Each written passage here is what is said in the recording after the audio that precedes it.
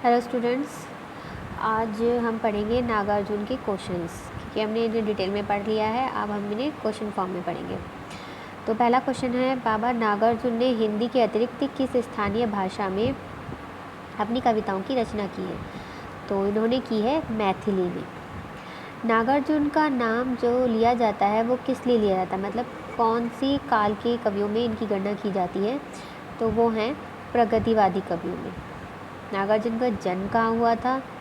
इनका जन्म हुआ था 1911 में, 30 जून 1911। अगला क्वेश्चन है, नागार्जुन का वास्तविक नाम क्या है?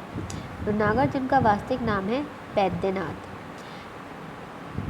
अगला क्वेश्चन है, पहले नागार्जुन किस नाम से रचना करते थे? यानी कि नागार्जुन नाम से रचना करने से पहले उन्होंने किस नाम को अपनाया था? तो वो नाम था यात्री। नेक्स्ट है, वैद्यनाथ ने किस धर्म को अपनाकर अपना नाम नागार्जुन रखा? तो उन्होंने जो धर्म अपनाया था वो था बौद्ध धर्म। वैद्यनाथ किस जिले से संबंधित थे? तो ये दरभंगा जिले से संबंधित थे। नेक्स्ट है, नागार्जुन के व्यक्तित्व पर किसका प्रभाव है?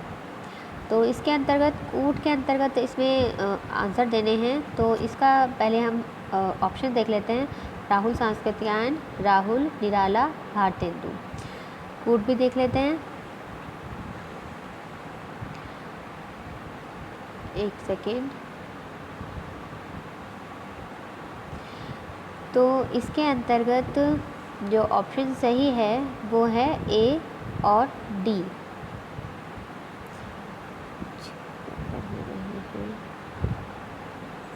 यानी कि राहुल सांस्कृतियायन और भारतेंदु। अब नेक्स्ट क्वेश्चन है, राजनीतिक रूप से नागार्जुन किस विचारधारा के पोषक रहे?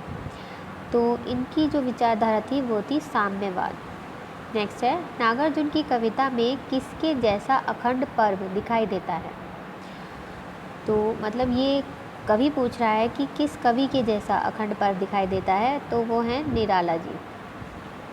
नेक्स्ट क्वेश्चन है, नागार्जुन ने किस विचारधारा के प्रति आक्रोश प्रकट किया? तो इन्होंने जो आक्रोश प्रकट किया वो था पूंजीवाद। ये पूंजीवाद का विरोध करते थे। नेक्स्ट है, देश हमारा भूखा नंगा घायल है बेकारी से। ये किस कवि की पंक्तियाँ? तो ये है नागार्जुन जी की। निम्नलिखित का सही मिलान कर दिए गए कूट से सही उत्तर दीजिए। मतलब एक तरफ इन्हें इनके रचनाएं दी गई हैं और दूसरी तरफ इनके सन दिए गए हैं। तो युग धारा जो इनकी रचना थी वो 1956 में प्रकाशित हुई, और सतरंगे पंखों वाली जो इनकी रचना है वो है 1959 यानी 1959।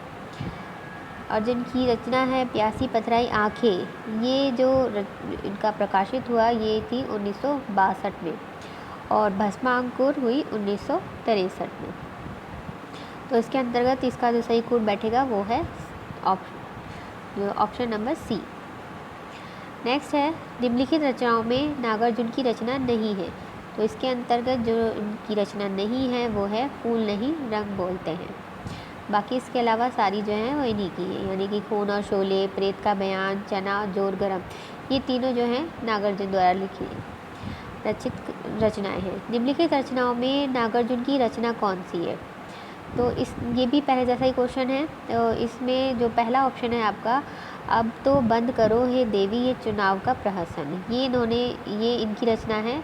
बाकी जो तीनों हैं वो इनकी रचना नहीं है। पहले वाले में इन्होंने पूछा था कि कौन सी रचना नहीं है, और सेकंड वाले क्वेश्चन में पूछा जा रहा है कौन सी रचना है। तो दोनों ही टाइप के क्वेश्चन की आपको प्रैक्टिस होनी चाहिए।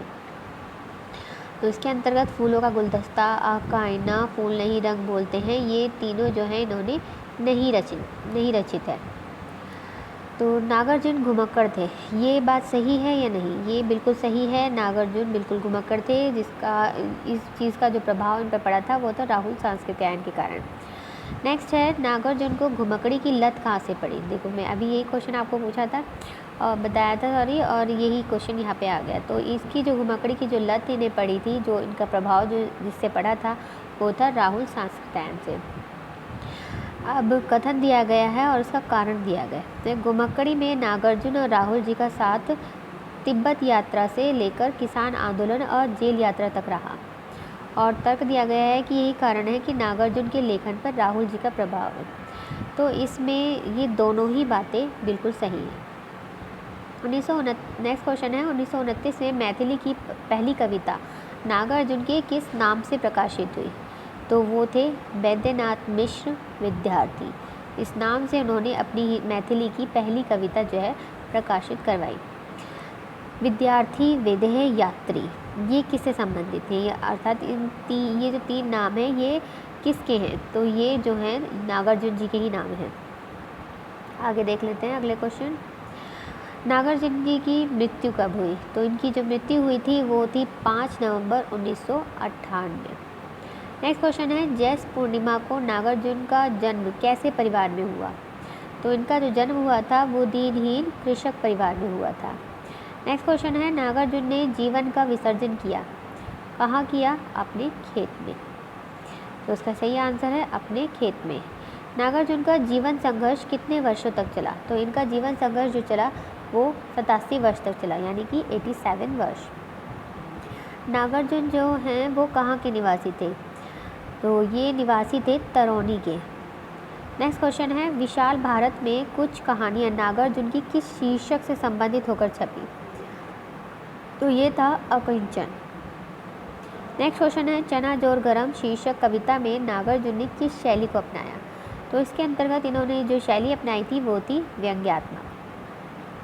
चना है बना मसालेदार, ये किसकी पंक्ति है? ये नागार्जुन जी की ही पंक्ति है। नेक्स्ट है नागार्जुन ऐसे साहित्यकार हैं जो अभावों में ही जन्मे हैं, पीड़ित वर्ग के कष्टों को उन्होंने झेला है। ये पंक्ति नागार्जुन के प्रति किसने दी है? तो ये जो कोटेशन कही गई है ये डॉक्टर प्रकाश चंद्र गुप्त के द्वारा कही गई है। इस तरह की जितनी भी कोटेशंस हैं जब आपको इन्हें एक जगह लिख लेने की बहुत ज़्यादा ज़रूरत है, क्योंकि जब ये एक साथ हो जाएंगी, जब पूरा कोर्स आपके हाथ में हो जाएगा तब सारी कोटेशन मिक्स हो जाएंगी और आपको पता नहीं चलेगा कि कौन सी किसकी थी। एक जगह लिखी होंगी तो फिर आपको उसे याद करने में, उसे पढ़ने में, रिवाइज करने में आसानी रहेगी। नेक्स्ट क्वेश्चन है रामराज में अब की रावण नंगा होकर नाचा है, कवि ने इन शब्दों में किसके प्रति आक्रोश प्रकट किया है? तो वो है भ्रष्टाचार। नेक्स्ट है नागार्जुन जन कवि हैं, जनता के चारण हैं, उनकी दृष्टि व्यापक है, अतः उन्हें क्या कहना समीचीन होगा? तो उन्हें लोक कवि कहना समीचीन होगा। नागार्जुन सर्वहारा कविता की धारा को क्या कर लेते हैं? तो जो कविता की धारा को वो तीव्र कर लेते हैं। नेक्स्ट में कोटेशन है ओरे प्रेत कड़क कर बोले नरक के मालिक यमराज, सच सच बतला कैसे मरा तू भूख से अकाल से। ये जो लाइनें हैं ये नागार्जुन की ही जो कविता है प्रेत का बयान इस शीर्षक कविता से ली गई है और इसमें इन्होंने पूछा है कि इसकी दशा का यथार्थ चित्र प्रस्तुत किया गया है। तो इसमें इस जो वर्णन किया गया है वो एक अध्यापक का वर्णन किया गया है। तो इस तरह के क्वेश्चन भी आपके कोर्स में आ सकते हैं कि आपको पर्टिकुलर जो भी आपके में कवि लगे हुए हैं उससे संबंधित कोई भी रचना की लाइनें दे दी जाएंगी और पूछ लिया जाएगा कि आप बताइए कि इसकी कौन सी किस कवि से संबंधित है या किस कविता से संबंधित है। नेक्स्ट क्वेश्चन है मूलतः नागार्जुन की भाषा कैसी है? तो मूलतः जो नागार्जुन की भाषा थी वो थी मैथिली। नेक्स्ट है नागार्जुन का अधिकांश जनवादी काव्य किस प्रकार का है, मतलब कौन सी भाषा में उन्होंने लिखा है? तो उनका जनवादी काव्य है वो खड़ी बोली में है। ज़्यादातर जो जनवादी काव्य लिखा है वो खड़ी बोली में है। लंकावास के समय अपनी पत्नी को याद कर नागार्जुन ने कविता लिखी। कौन सी कविता थी वो? तो वो थी सिंदूर तिलकित भाल, जो कि आपके कोर्स में भी है। नेक्स्ट है ये भी कोटेशन ही है एक, स्मृति विहंगम की कभी थकन न देती पाँख, याद आता मुझे अपना वह तरुणी ग्राम। इस पंक्ति में तरुणी का सही शब्द क्या है? तो इसका सही शब्द है तरौनी। नेक्स्ट क्वेश्चन है इनकी जो पोएम है सिंदूर तिलकित भाल जो आपके कोर्स में लगी है उससे संबंधित कुछ क्वेश्चंस हैं, देख लेते हैं। सिंदूर तिलकित जो भाल जो कविता है ये किस कवि की प्रमुख रचना है? ये पता ही है, ये है बाबा नागार्जुन की। इस टाइप से भी क्वेश्चन आ जाता है कि बाबा कहकर किस कवि को संबोधित किया जाता है? तो वो है नागार्जुन। सिंदूर तिलकित भाल में बाबा नागार्जुन ने किस गांव के परिवेश का वर्णन किया है? तो इसके अंतर्गत इन्होंने तरौनी दरभंगा जिले के बिहार में है उस गांव का इसमें वर्णन किया है। बाबा नागार्जुन ने अपनी कविता सिंदूर तिलकित भाल को कहाँ रचा?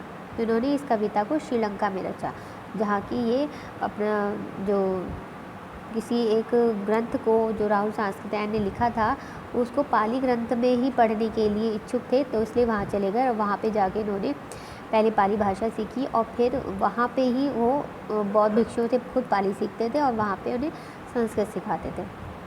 तो ये तभी उन्होंने ये कविता लिखी। बाबा नागार्जुन ने श्रीलंका प्रवास किस मुख्य उद्देश्य से किया? उन्होंने पाली भाषा पढ़ने के लिए मुख्य रूप से किया, ताकि वो उस पर्टिकुलर ग्रंथ को पढ़ सकें। नेक्स्ट है, बाबा नागार्जुन ने श्रीलंका में किस धर्म की दीक्षा ली? तो वहाँ पे इन्होंने बौद्ध धर्म की दीक्षा ली। नेक्स्ट है, बाबा नागार्जुन ने अपनी कविता सिंदूर तिलकित भाल में किसके तिलक लगे ललाट को याद किया? तो वो थी उनकी पत्नी।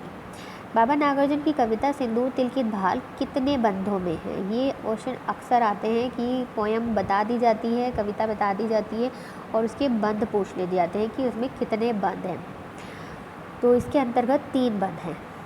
नेक्स्ट है, बाबा नागार्जुन की कविता सिंदूर तिलकित भाल में कौन से 2 रस प्रबल हैं? तो इसके अंतर्गत 2 रस हैं, श्रृंगार और शांत। नेक्स्ट है, सिंदूर तिलकित भाल नामक जो कविता है उसका शीर्षक वो किसका शीर्षक है? मतलब कौन सी विधा है जिसका ये शीर्षक है? तो वो है कविता। सिंदूर तिलकित भाल नामक जो शीर्षक कविता है किसके द्वारा लिखित है? तो ये नागार्जुन जी द्वारा ही लिखित है। सिंदूर तिलकित भाल नामक जो कविता है कवि ने किसके लिए व्यक्त की है? तो ये इन्होंने लिखी थी अपनी पत्नी के लिए। पत्नी के साथ साथ कवि को अपने ग्राम की क्या वस्तु याद आती है? तो इसके अंतर्गत उन्हें अपने गांव की सभी वस्तुएं याद आती हैं। कवि को क्या स्मरण होता है? उसे जो स्मरण आता है वो अपनी गांव की सभी ही चीज़ें उसे स्मरण करता है। वो सिंदूर तिलकित भाल का अर्थ क्या है? इसके अंतर्गत जो 2 अर्थ जो इसमें दिए हुए हैं दोनों ही सही हैं। सिंदूर का टीका जो मस्तक पर लगा है और सिंदूर से सजा मस्तक, ये दोनों ही ऑप्शन इसमें सही हैं। आगे देख लेते हैं, प्रस्तुत शीर्षक कविता के समय नागार्जुन कहाँ रहते थे? तो ये हम पढ़ चुके हैं, ये श्रीलंका में रहते थे।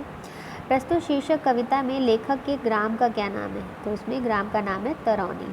हो गया हूँ मैं नहीं पाषाण से तात्पर्य क्या है? तो इसमें इनका तात्पर्य है कि मैं भी पत्थर दिल नहीं हूँ। यहाँ पे एक क्वेश्चन दी है कि याद आते स्वजन जिसकी स्नेह से भीनी अमृत में आँख, पंक्तियाँ किस कवि द्वारा लिखित हैं? तो ये पंक्तियाँ लिखी है नागार्जुन जी ने। नेक्स्ट है, उपयुक्त पंक्ति किस कविता से उद्धृत है? तो ये जो पंक्तियाँ हैं ये सिंदूर तिलकित भाल से ही उद्धृत हैं। कवि के अनुसार व्यक्ति को क्या चाहिए? कवि के अनुसार व्यक्ति को समाज चाहिए, क्योंकि व्यक्ति जो है समाज के बिना नहीं रह सकता और समाज भी व्यक्तियों से ही बनता है, तो दोनों ही ज़रूरी है। लेकिन यहाँ पे कवि के अनुसार व्यक्ति को समाज चाहिए। सिंदूर तिलकित भाल में कवि जो है पत्नी के साथ साथ क्या याद करते हैं? ये क्वेश्चन पहले भी आ चुका है। इसमें वो सभी चीज़ें याद करते हैं, अपनी मिथिला की प्रकृति और मिथिला के लोग दोनों को ही याद करते हैं। तो आज के लिए इतना ही है। अगले लेक्चर में हम इससे आगे करेंगे। Thank you.